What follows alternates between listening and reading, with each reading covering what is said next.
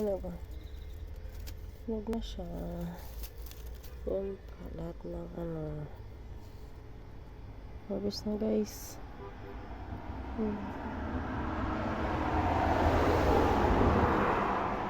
Pinalbo ko na.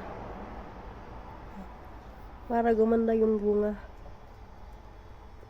Ano ba ang secret dyan? Tinatanggal yung mga ganito.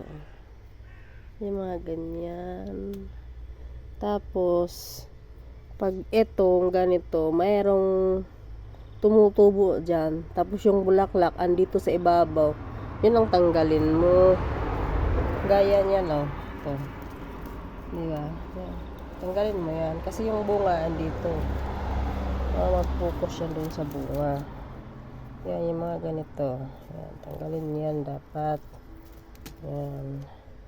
Pwede mong gupitin or ano lang ng kuko.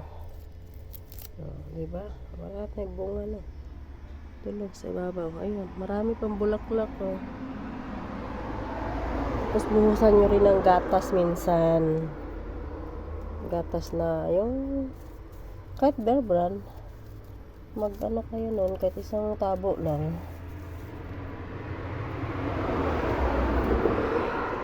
Yun ang ibuhos dyan sa puno.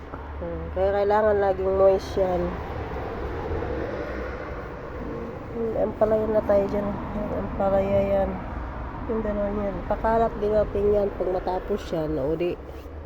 Sana all. Diba? Yan lang guys. 3 days pa yan. Pagpitasin ko na yan. Yung mga itong ganito lang. Kasi ito wala pa. Hindi pa juicy yan eh. Pula pa lang. Medyo maasim pa konti. Cute na.